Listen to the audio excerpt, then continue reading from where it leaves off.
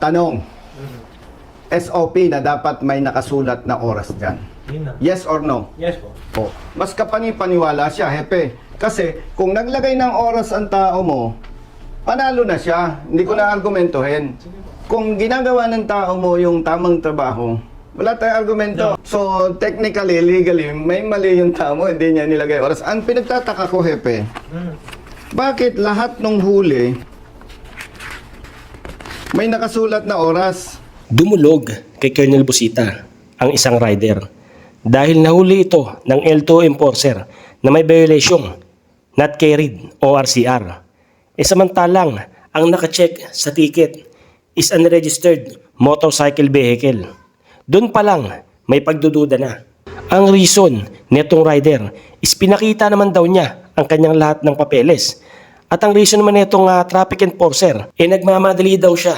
At ito ang inaksyonan ni Colonel Busita. Kaya tara, sabay-sabay nating panoorin ang ginawang debate ni Colonel Busita at mismong hepe ng LTO na pilit pinagtatanggol ang kanyang tauhan. Pero bago yun, huwag niyo kalimutan mag-subscribe. Alright. Ano po barangay po?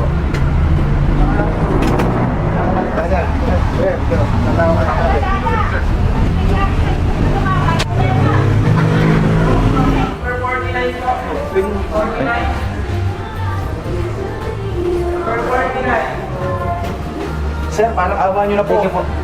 Papapicture po. Ayos ang drama ni brother, ano. Pasensya na Taga po. saan ka, brother? Liliw Laguna po. Anong laki na ito? Ano po? Ano po? Plaka lang po. Meron na? Release po. Sir, maraming salamat. Lahat ng siguro. Attorney Rodrigo. Ikaw ang chief. Tama-tama. Si chief. Ano tayo sa loob? Brother, picture muna kami. Ibayad na to eh.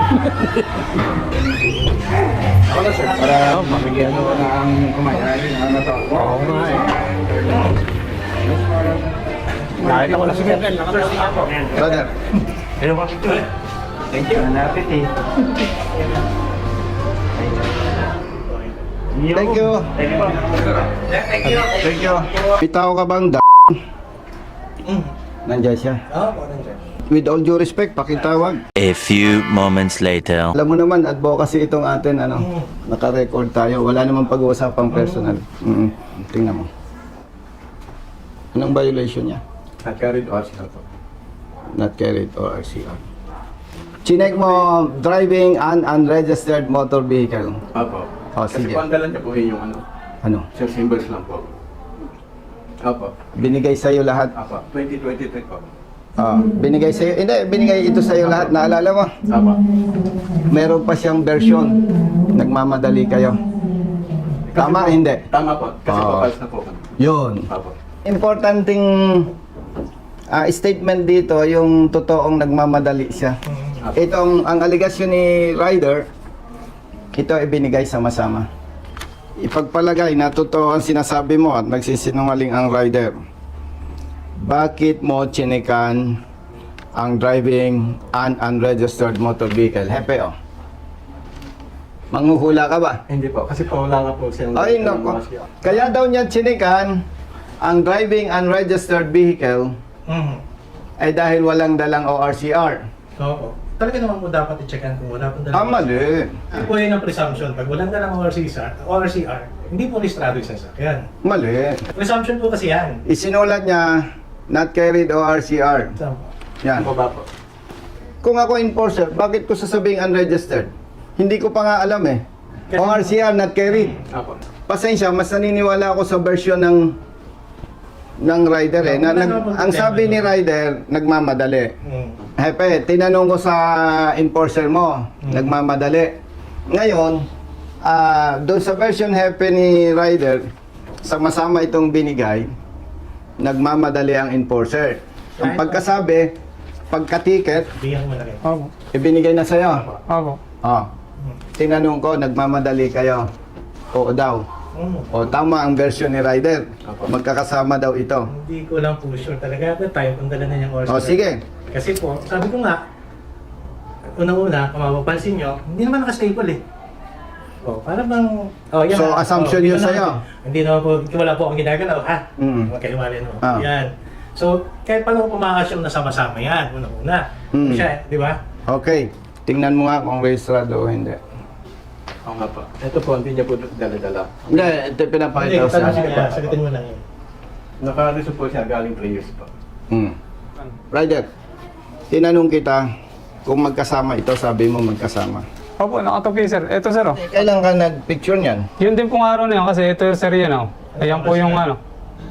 Yung Ano, Yan. sige mo ka na. Anong oras ka nag-picture? Kaya na rin po tumingin. Anong oras ka Alas 7 nag-picture? po. 7:24 po yan. Anong oras ka nahuli?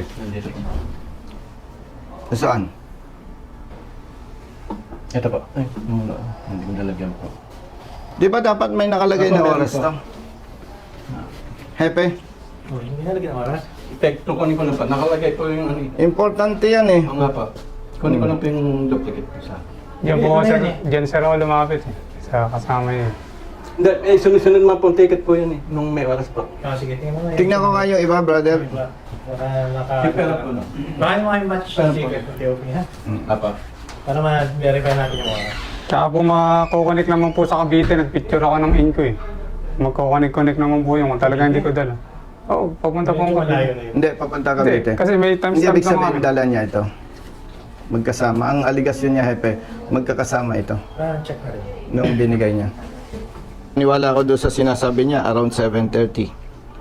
Kasi yung nasa ilalim niya, Hepe, 7:30. Ito ang ticket niya. Patingin yung cellphone mo.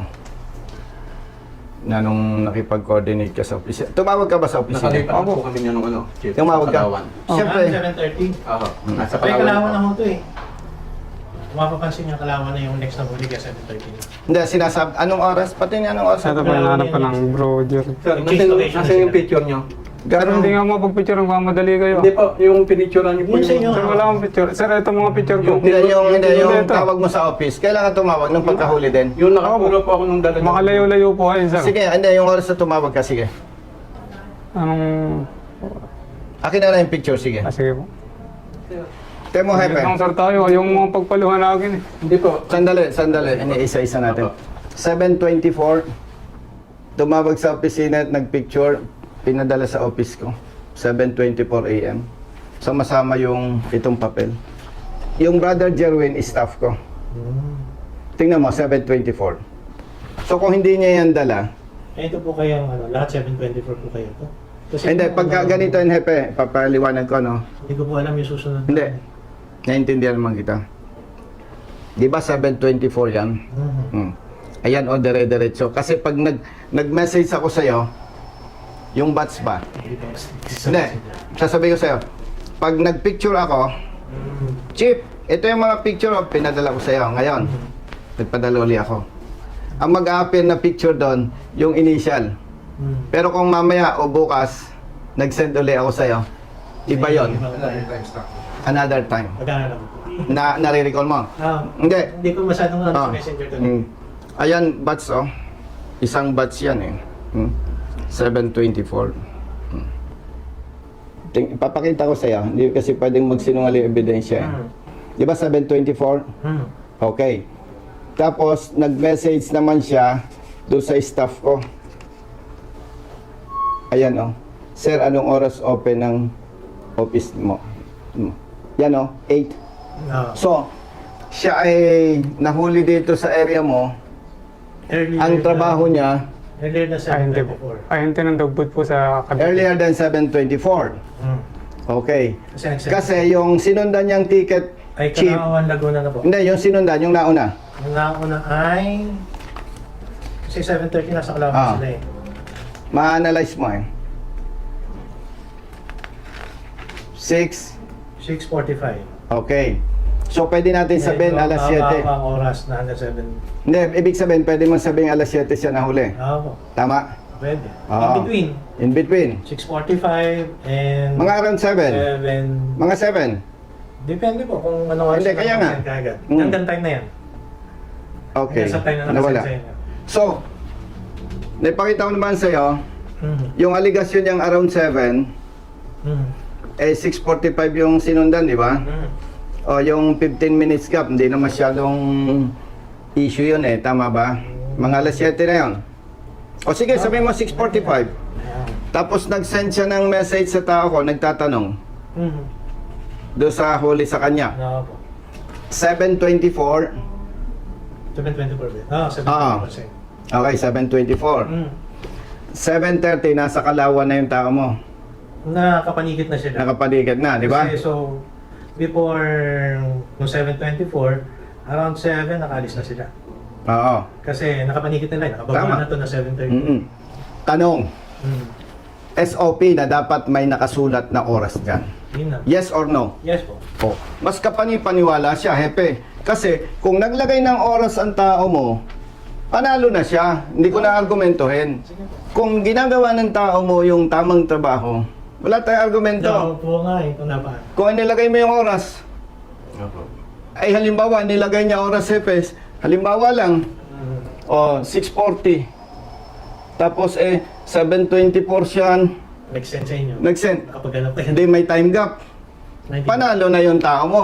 Pero dun sa SOP na dapat sinusulat yung time, tingnan mo, very clear. Place of apprehension, date, time. So, technically, legally, may mali yung tao mo, hindi niya nilagay oras. Ang pinagtataka ko, hepe, bakit lahat ng huli may nakasulat na oras? Ibabalik ko na naman yung aligasyon niya na nagmamadali si enforcer, iniwanan agad siya. Pangalawa, tinanong ko siya, nagmamadali siya. Oo daw. Tapos, wala akong makitang dahilan bakit hindi isinulat ang oras. Samantalang lahat ng ticket dito, hepe, may nakasulat na oras. So, yung aligasyon niyang nagmamadali, baka hindi nakita, tinanong kita, brother, sabi mo, nagmamadali ka, maliban doon sa sagot niya, ang magpapatotoo, hepe, walang ibang dahilan, bakit hindi nasulatan ng oras? May oras lang po yung problema. Eh, siya lang yung walang oras na isinulat. Lalo maalis. Oh. So, without bias, ang conclusion dyan, hepe, totoong nagmamadali siya. At tayo, pag nagmamadali, kahit simpleng dokumento, pwedeng na-overlook mo. Pwede, Oh. pwede po nga. Mm. Pwede. Now, ang request ko lang, hepe, dapat sana ayusin ng tao natin ang trabaho. Kasi katulad yan, absent sa trabaho. Ako from silang, Baka mo lang. tumagbo ko.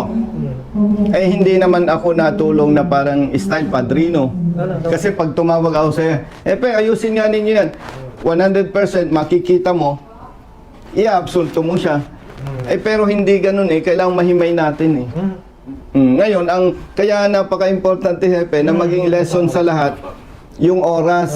Kasi dito sa diskusyon natin to, kung may oras, pagtatama-tamain natin yung version niya, yung kanyang ebidensya, pag nagdikit-dikit yun, madali mo agad sabihin, mali nga ang huli. Yun ang lesson doon. Nilagyan ng tao mo ng unregistered. Pero pag tiningnan natin yung documents, registered ang kanyang motorsiklo. Ano ang gagawin mo ngayon? Sa adjudication po natin, re-reverse po natin. Kailan? Kung kailan siya tutubos po. Kasi po... Teka, bakit siya tutubos? Yun nga po kung kailan siya pupunta sa amin. Ngayon na kami nandito eh. Sige po. Ayan, Kasi kung- actually, mali pasensya sa word na tutubos, ipapa-adjudicate. Kung ano po, ipapa-adjudicate. Nandito yung ORCR at nandito yung tao, nandyan yung motorsiklo Pa-adjudicate po. at nire-request ko, i-resolve natin ngayon. Ang lesson na lang dito sa iyo bilang rider, Opo. pag nag-conduct ng checkpoint or operation ang LTO, ang kailangan lisensya o RCR. Huwag mo nang ipakitang ibang papel. Opo. Sa iyo naman kapatid, kahit nagmamadali ka, kumpletuhin mo ang detalye. Napakahalaga ng oras. So may lesson sa'yo, may lesson din sa enforcer natin. Dapat talaga may body ka mang enforcer. Kasi kung may video, walang ganitong diskusyon.